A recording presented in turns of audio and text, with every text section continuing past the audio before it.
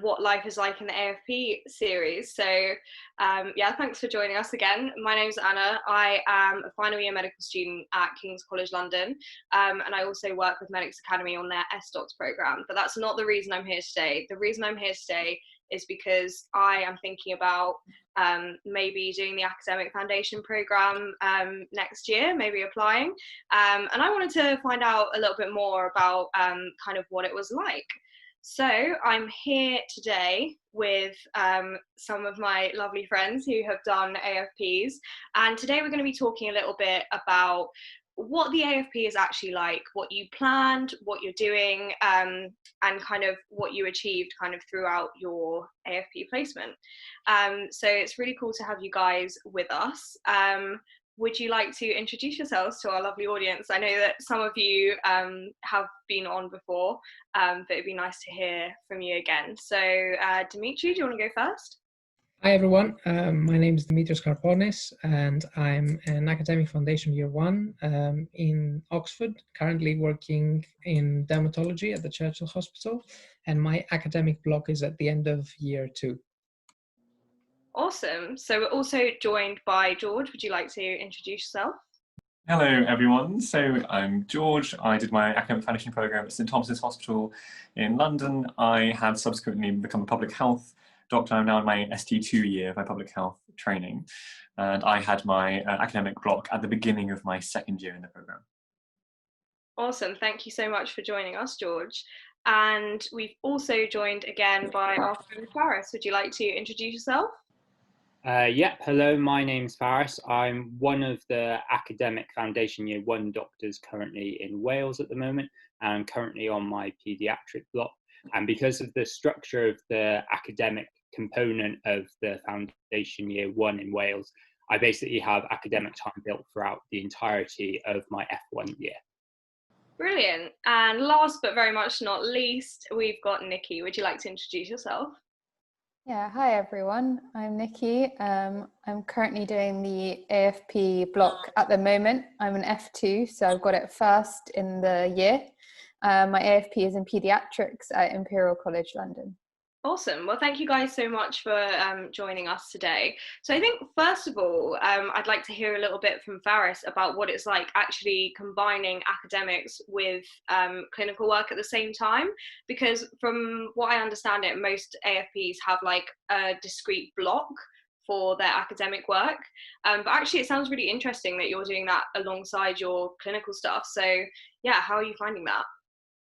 Yeah, so it's really interesting the way that it's actually done in Wales. So just to give a brief overview, if you decide to apply to do an academic foundation year one programme in Wales, you get the academic time built in throughout the entirety of the academic year, which practically looks like 1 to possibly 2 days a week dedicated to academic time, or 1 day a fortnight dedicated to academic time.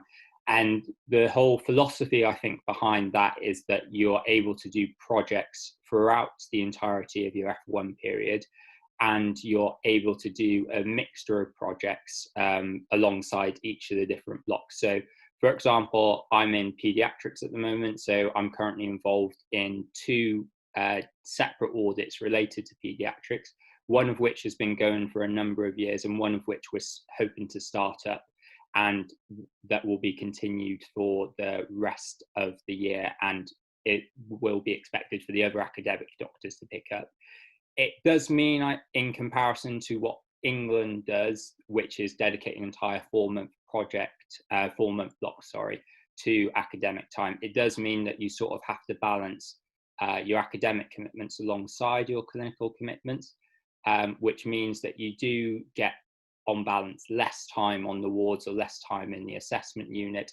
And as I'm sure you're all aware, you'll have a minimum number of competencies that you have to do as part of your F1 and the same for F2 year.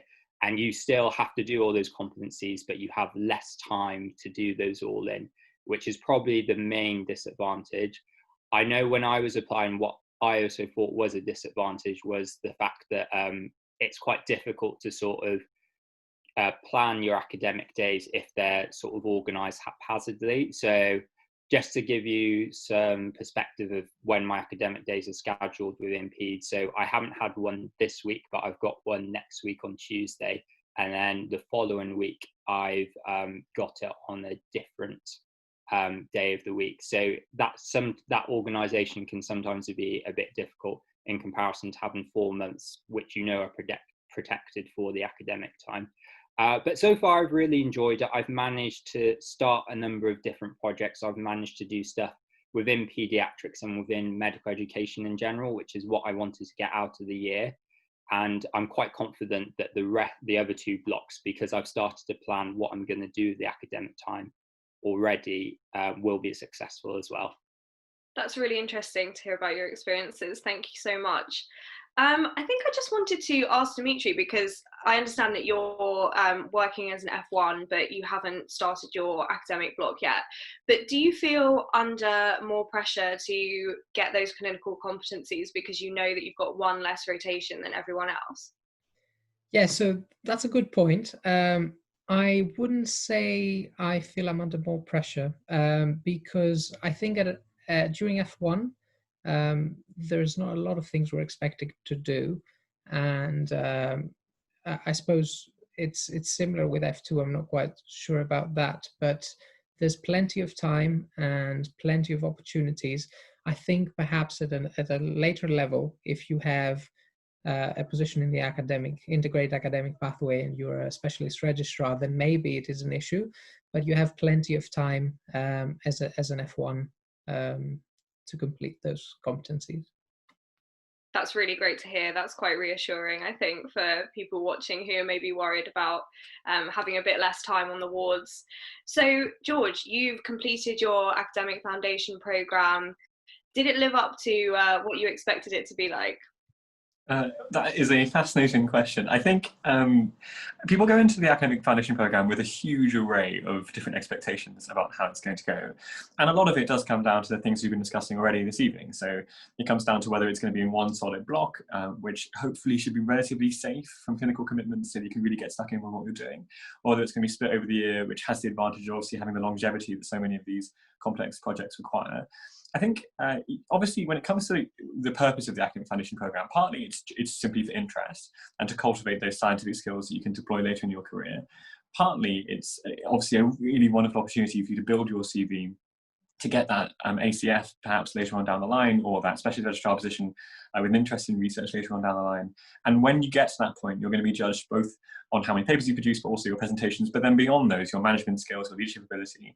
And actually in the 4 months, I would really advise focusing on all of those different elements equally as much as you can, because you've got a wonderful sort of once in a lifetime opportunity to spend a solid 4 month block, working as a doctor in an institution with all these resources available to you to cover so much ground. So in terms of what I expected, I had quite a firm idea in my mind about what I wanted to do. I think the main reason that I felt my AFP went well was because I had a very clear set of research objectives I was trying to hit alongside teaching courses I was giving and management roles I knew I'd be taking on. So I planned in advance, in other words, to make the most of the time. I think the risk can be, if you arrive with not too much idea about what you want to be working on, you can end up spending those sort of first precious month to 2 months trying to conceive of an idea and then leaving yourself only a month or two to actually enact it. So I think in terms of expectations, it did meet my expectations, but primarily because I planned ahead. That's great. Thank you so much. And just moving on to Nikki, you're in your academic block at the moment. How's that all going? Yeah, so it is going well so far. It is a bit different doing the academic block at this current point in time because it is a very remote working situation. And you might suspect that most AFPs would be very remote in general, or you'd have that flexibility, but actually it's more so become the case because of the COVID situation that my supervisors, everyone in the research team that I'm working under is also working from home. So my life as a doctor is very different for these 4 months compared to my F1 year. I agree with what George was saying, that there is so much importance in planning in advance what exactly you're going to do. I had a bit of a mixed experience with this, where I planned a project and submitted an ethics application, but because of the COVID pandemic, it got stalled, and then my project sort of had to change course during that time. So I found myself in a bit of a different situation. I think, but primarily I would say the reason why I think it's going well is that I've got a really good supervisor, and I would recommend that everyone who's going through the AFP and who's interested in that, that is one of the things that you really look for, is someone who is a good supervisor, who's a good mentor to look up to, and who will really guide and support you through the process. So I've been fortunate enough to get another major project that I'm working on at the moment. But the other thing that I really just want to touch upon about the benefit that I'm finding with having this time is, whilst it's quite different, in terms of it's very flexible, it's a lot more home working, there's a lot of opportunities because you have the time to get involved in teaching. So because my AFP is at Imperial, I've been teaching some of the Imperial students, and you have that amazing opportunity to set up teaching programs to really develop yourself in that way. And like George said, there are other opportunities as well in terms of leadership, management, and everything like that. So I think it's just an incredible opportunity to have that time to be able to do that and study for postgrad exams. That sounds great that you've got so much sort of remote working and stuff. I mean, I suppose it's a very different situation from people who may have done their academic post previously or maybe doing it in the future. But yeah, it's really interesting to hear your reflections. Just going back to George as someone who has completed their entire academic foundation program. Now, I know that you know, the reason why we should be going through these kind of extra things that we're doing is to develop professionally and personally. But in terms of kind of academic output that you had from the AFP, I know that's very important to people as well, particularly for jobs they want to get in the future. So might you be able to just outline some of the outputs that you had from your research block?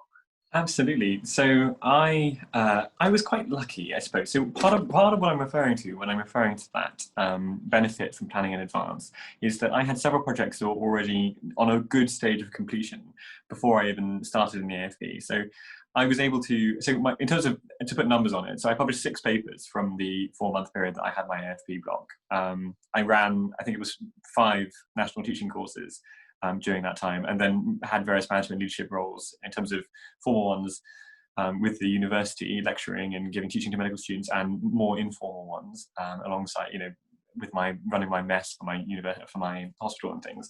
In terms of the papers, the reason I was able to get 6 papers out of it was partly because I was finishing off projects I'd already been working on, and they're very, very happy to support you in doing that.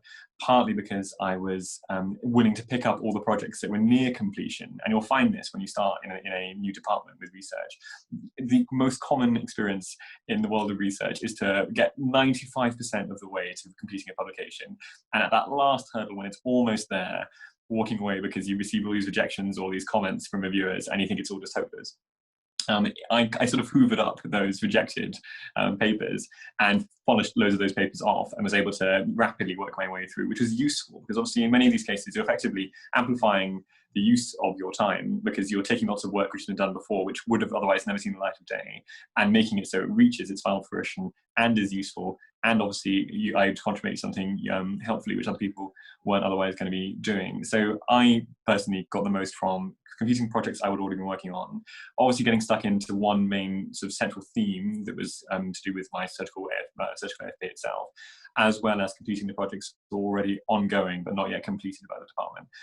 And so that's really what I'd recommend. And if you really hit the ground running and if you plan in advance, I'd say you should expect to be getting several papers out of your 4-month block, because it's absolutely achievable. It just requires good time management and clear planning in advance.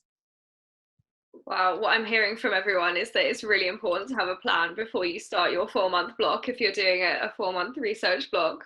So I just have one last question, and I guess it's more for Dimitri and Faris, although Nikki and George do feel free to chip in. I was just wondering about like the opportunities that you might have as an AFP doctor outside of the AFP block. And I know that obviously, Dimitri, that's kind of your situation at the moment. Is there anything in particular that people might look out for when they start their foundation program, but not within that kind of discrete block that you're allocated? Yes, that's very important. That's a very good point. And that was also one of the reasons why I chose the AFP, because it gives you plenty of time to pursue these other opportunities. So what are they? So it depends. At the moment, for example, I have a day release. So 4 days a week, I go and work as an F1 in hospital, and the other day I have protected to do research. So some programs come with the day release, and you can use that day to your liking, either do research or attend courses or run your own teaching courses, all sorts of things, going to conferences and so on and so forth. If you do have just the academic block at the end, the AFP sort of offers other opportunities depending on the deanery. So some deaneries may give you discount to courses that are given normally to PhD students. Oxford's an example of that. You may get other fringe benefits like a stipend towards conferences. And given that you have applied for an AFP, you probably have started making contact with potential supervisors before the time of your application, so that you have something to talk about in your interview.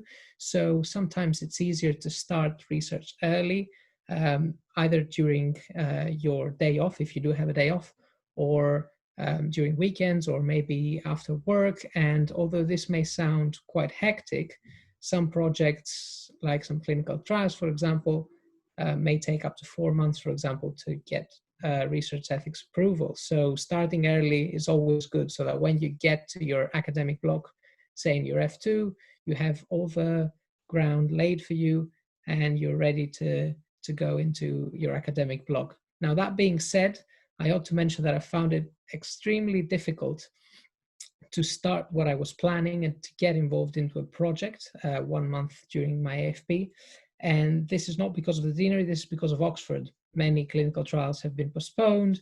Even basic lab science research has been moving at very slow rates, where principal investigators need to work from home, lab capacity is reduced, no observers, no students, and sometimes only a few PhD students can work at a lab at one certain time. So it is a difficult period of time. This is beyond our control, but this shouldn't discourage anyone from applying to an AFP. That's great. Thank you so much. Nikki, did you have anything to add to that? Yeah, I think that Dimitri's covered some of the really good things that you can do as an F1 as well, alongside your clinical commitments and working life.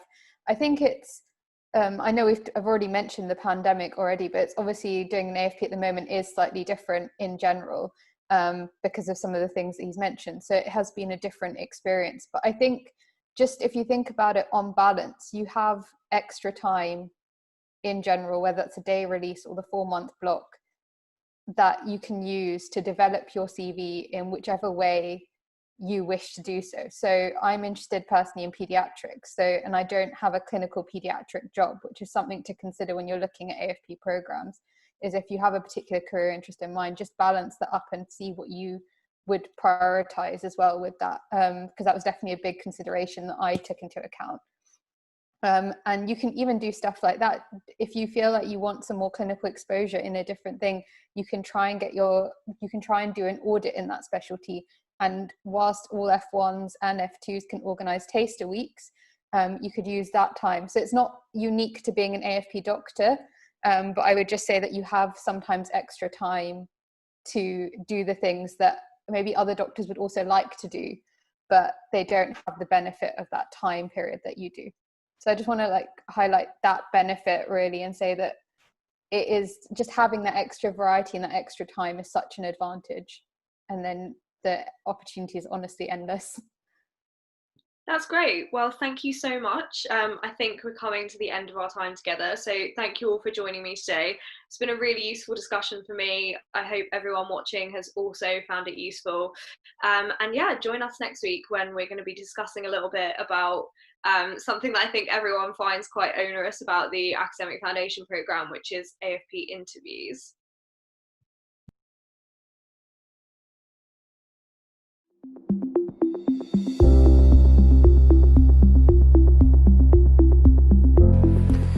Hi, so my name's Zaid. I am an F1 in West London, and I just completed the Medics Academy Training in Teaching Day 3 course. I think it's structured in a really nice way with a lot of resources. You can permanently access. The course isn't over after 3 days. You've got a ton of online content that you can always revisit, and I think that is fantastic. I thought it was a great way to learn through having a full day at the start and then 2 later days of self-study. It really allowed for flexibility and allowed us to fully engage in the course. It also made me feel better prepared to deliver teaching remotely or digitally. It's really interactive. There's a lot of small group feedback session, exchanging ideas and learning people's perspective. After actually doing this course, I realised that teaching is more of a science, and it's really important to get clear feedback so that you can improve your teaching. This course also encouraged me to think thoroughly about what my audience actually wants from my teaching session, and also how I can keep them better engaged. Really great and fantastic to get such fantastic lectures from experts in the field throughout the 3 days.